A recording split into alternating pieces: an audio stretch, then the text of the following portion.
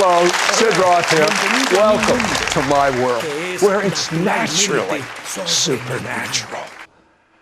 We had the high privilege, before the book, The Harbinger, even came out, of interviewing. We were the first ones in the country. We had a CD series of The Harbinger by Rabbi Jonathan Cahn, which has gone on to be a New York Times bestseller. Over 2 million of these books have been distributed. But Jonathan called me the other day, and he said, Sid, God has given me a revelation. I call it the mystery of the shemitah.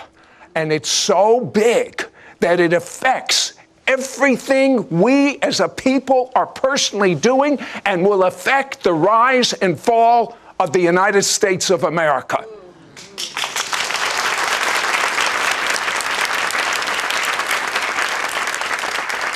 You know, the best-selling book, The Harbinger, which means the warning of judgments, they're reappearing again. There's 9 of them. But one of the ones that is reappearing is the understanding and the revelation of a biblical term called the shemitah. Now, Rabbi Jonathan, what is the shemitah?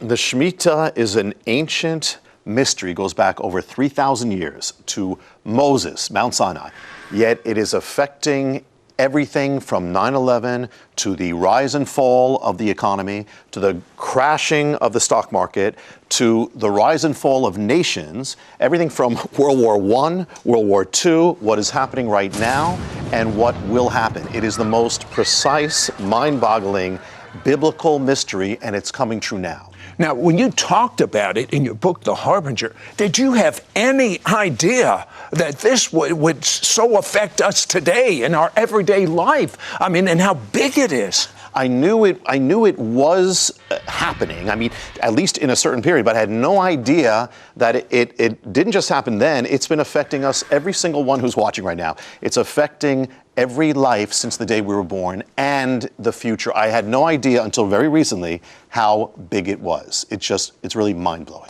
Okay, let's just start with basics. Yeah. What does the shemitah mean? What does the word mean? The shemitah means the release, but it could also mean, literally, it can also mean the fall or the collapse in Hebrew. It can also mean the shaking. And what it is this. In Mount Sinai, God gave this law to Israel. Every 7th year, you would have a Sabbath year, a year of rest. That rest was called the shemitah. There was no sowing, no reaping of the land. And on the last day of the shemitah, the day is called Elul 29 on the biblical calendar. On that last day, something unique happens. All credit is wiped away, all debt is wiped away, the financial accounts of the nation are wiped clean. Now, this was to be a blessing, but when Israel turned against God, the shemitah comes back as a sign of judgment on a nation that is driving God out of its life. So this is where it affects us particularly today. So the thing is that the shemitah affects, as you can see, the economy right away. Today it would be a recession or a depression. I mean, and the Wall Street, it literally is the collapse of our financial realm. So what we're going to see is we're going to have a collapse that's not a blessing. We're going to have the judgment type of collapse. We have already seen it happen, and it's actually getting more specific. The last 2 shemitahs have been so exact, so precise since 9/11, and we're coming up to another one as well. So what we're going to see, and this is what blew me away, is it has been affecting everything in our lives from really. There's no end to it. It's amazing and it's precise, down to the days, the hours, even the seconds. Okay, give us some background. Like they explained every 7 years. Yeah, every 7th year. So you have this rest, and here's the keys to know, because we're gonna see what's happening right now. The keys are, number one, you have the 7-year cycle. So the 7-year cycle, everything stops, and then you have this financial wipeout. Okay. According to the Bible, every 7th year, yes, we have just a blessing from God, or if we haven't done what God's asked, it becomes a judgment. It became a judgment. Actually, in 586 BC, wiped out Jerusalem. They were in Babylon for 70 years, and the Bible says it was because it was timed according to how many shemitahs they broke. So it becomes this amazing thing. It not only wipes away accounts, it can wipe away cities and nations. You know, if someone is a non-believer in the Bible as being from God, just looking at these patterns that are affecting us today, that have affected us historically, nations being rising and falling, economies rising and falling. I mean, it's just, how could anyone not be a believer in the Bible? Yeah, amazing. And here, Sid, if you look, here's an example. If you look at the last 40 years of our financial history, you look for, there's 5 great turning points or long-term collapses combined often with recessions. When did they take place? I'll give you an example. 1973, first one. Second one, 1980. Third, 1987. Fourth, 2000. And fifth, 2007, Great Recession. What do you notice about all of them? Every one of them is separated by a 7-year period. I mean, 73 to 80, 7 years. 80 to 87, 7 years. 2000 to 2000, 7 years. Are any of them linked specifically to the year of the shemitah? 1973, year of the shemitah. 1980, shemitah. 87, shemitah. 2000, shemitah. 2007, the shemitah. Every single 100% of them happened according to the appointed time in the Bible. Some of these things went down to the seconds. So if you go, listen, take it larger. Go to the greatest crashes in history, and you'll find, do any of them take place linked to the year of the shemitah? The majority of them do. I mean, I'll give you an example. This is the third greatest crash in history, 1937 and 38. When does the Shemitah happen? 1937 and 38, same year. In fact, when the Shemitah begins, the next day, Wall Street collapses. Here's another one, the Great Recession. When does that happen? It is 2007 and 8. When does the Shemitah happen? 2007 to 8. And on the exact day of the Shemitah appointed to wipe away the financial accounts, Elul 29, the whole stock market collapses. The Great Depression is even linked to this. When you have this peak day of the Shemitah, right after that comes the greatest month collapse in American history. I mean, it is mind-boggling. You know, Jonathan, I used to be a stockbroker on Wall Street. If I had only understood these biblical principles, if I was a mutual fund manager, I could be the top mutual fund in the world. I don't understand. Maybe that's why there's going to be a great wealth transfer. The wealth of the sinner is stored up for the righteous. But we have to understand these biblical principles. When we come back, I'd like to find out the future of America based on the Shemitah. How about you? We'll be right back to It's Supernatural. We now return to It's Supernatural. I am amazed, Rabbi Jonathan, how big this is. This isn't some little principle. This affects everything. Explain. Yeah, the Shemitah has so many facets. It's not only, now we just touched on how it's affecting the economy, Wall Street, everything, but it actually affects even physical realities. And the first thing, one of the mysteries in here is called the mystery of the towers.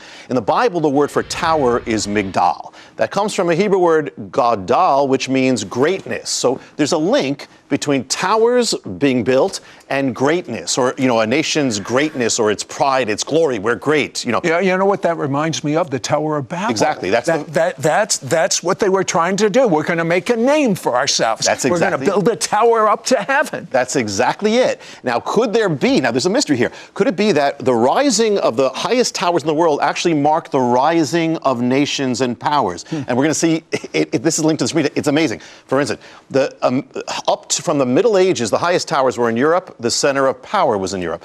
But a change took place in about 1870.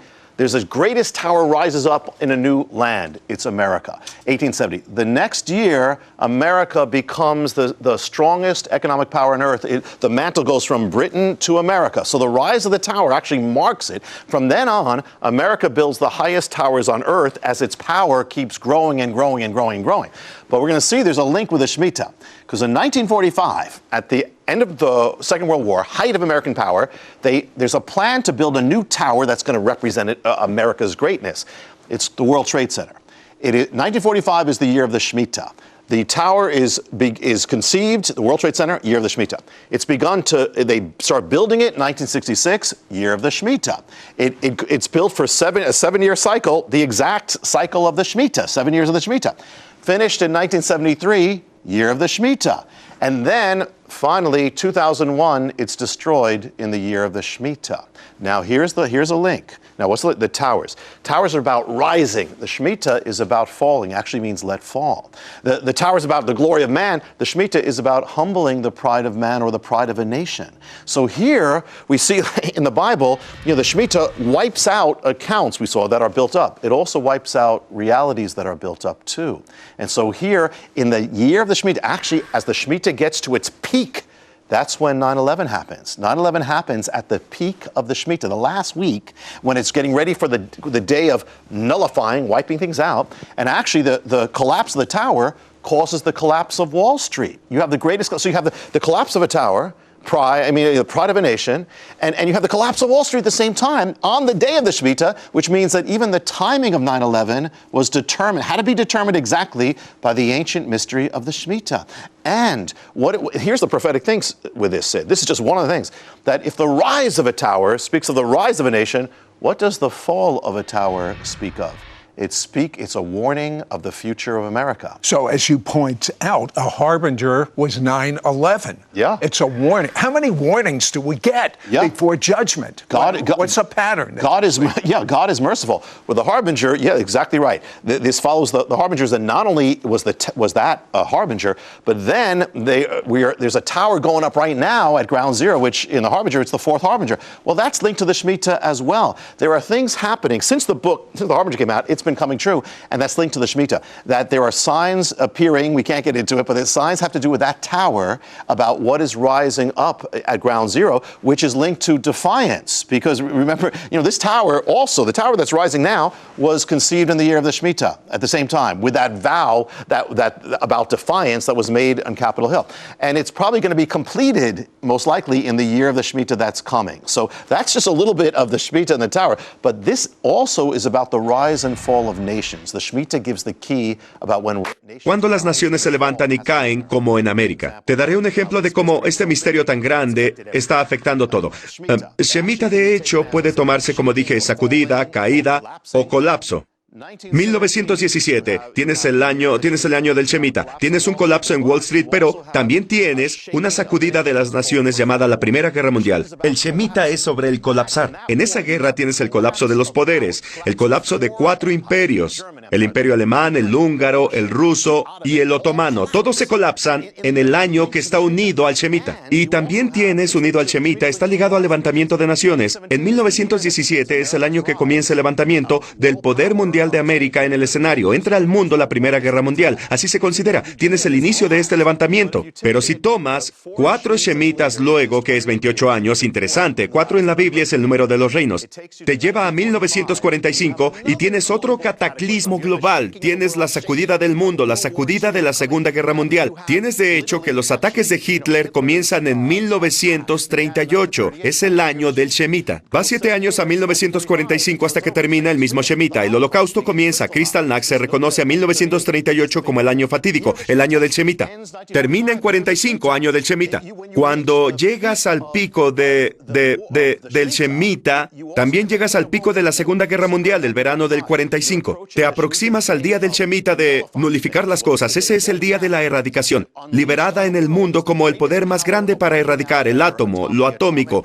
La guerra nuclear llega al fin de la guerra. Es como ese crescendo. La guerra termina en la última semana del shemitah, todo ese periodo de 7 años, y cuando de hecho en Berlín los aliados tienen un desfile de celebración, es el día del final del shemitah. Por eso, la historia mundial, eso lanza a los Estados Unidos como el superpoder del mundo, incluso la Guerra Fría, el año del shemitah. Ahora, si vas un periodo más, vas a 4 shemitahs, luego 28 años, shemitah también significa la caída de la nación. Te lleva al 73, punto clave, 1973, América decide legalizar la matanza de los niños no nacidos, el mismo pecado por el que fue juzgado el antiguo Israel. Y ese mismo año también es el año que América pierde su primera guerra. Vietnam se colapsa. El mismo día, 15 de agosto, América ganó la guerra antes en otro shemitah. Y tienes eso de la caída ahora, y el mismo año de la caída tienes el World Trade Center, que marca los mismos años que América legalizó la matanza de sus niños. Y tú ves... Bueno, con la impresionante precisión que hemos visto en el pasado, ¿qué nos dice de ahora y del futuro? Ya volvemos a Es Sobrenatural. Estamos de regreso a su programa Es Sobrenatural.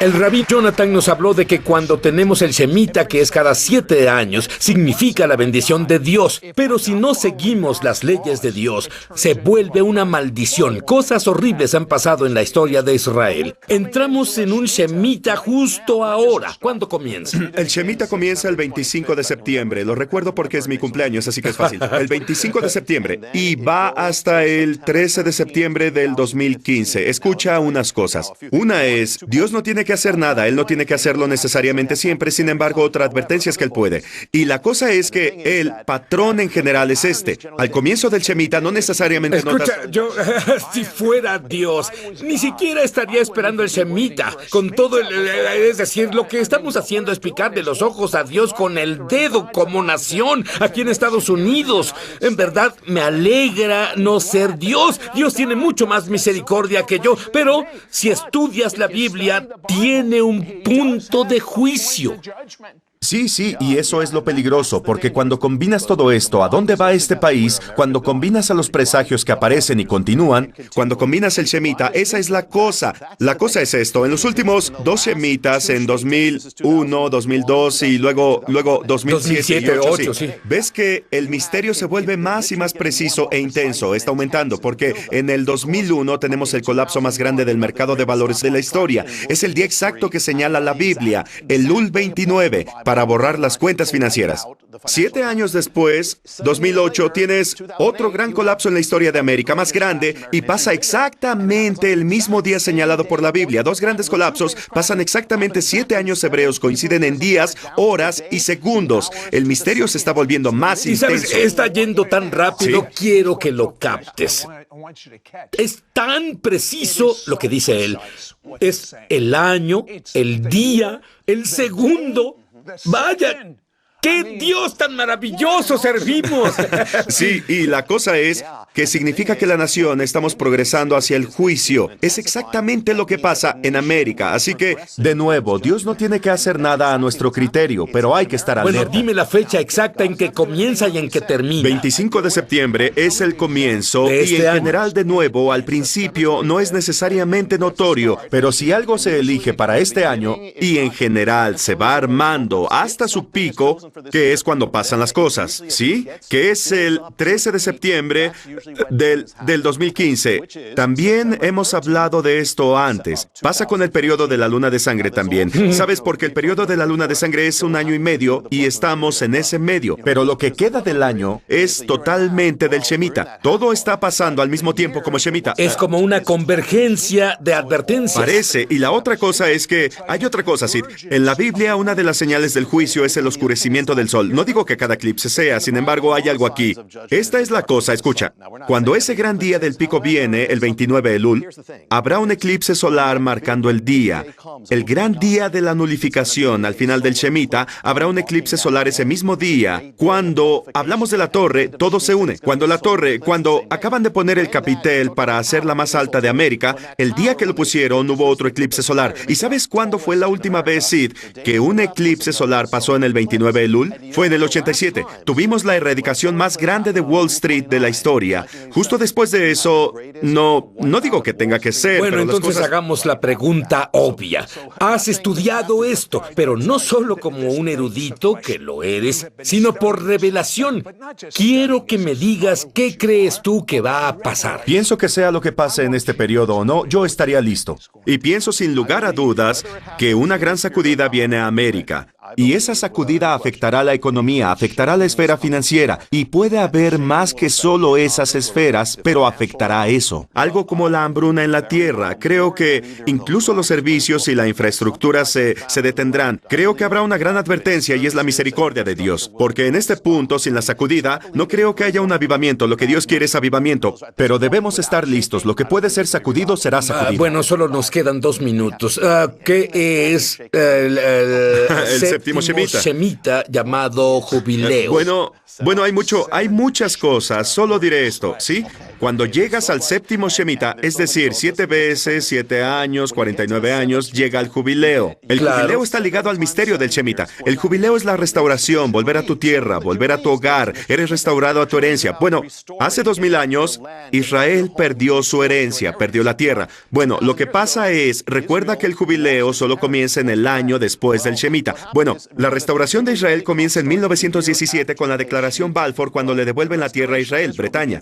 1917, el año siguiente al shemitah, es lo siguiente, es como el jubileo, es la restauración de la tierra. Si vas 7 shemitas luego de 1917, te lleva a 1967, la restauración de Jerusalén, justo después del año del shemitah, y es la restauración. Y el siguiente ya viene, el siguiente, si avanzas 7 shemitas más, llegas al siguiente que es en 2015, el año después de eso es 2016. No digo que Dios tiene que hacerlo, pero es impresionante lo que ha hecho. Él es impresionante, está a cargo de todo. Entonces el séptimo shemitah ya viene y podría ser el cierre, no solo para este país, sino para todo en el final de los Podría ser tiempos. profético. Y de nuevo, no ponemos a Dios en una caja, pero es asombroso. El shemitah tiene el misterio de todo. Pero el misterio de todo debe ser Sí. simple. Sí. Está en Yeshua, Jesús, el Mesías judío. Sí. Arrepiéntete de tus pecados. Pídele a Jesús que sea tu Señor y more dentro de ti. Comienza a leer la Biblia y te digo algo. Si caminas en la misma paz, te entrenaré y te equiparé para caminar en lo que Dios me dio. Nada te molestará. Nada. God's given you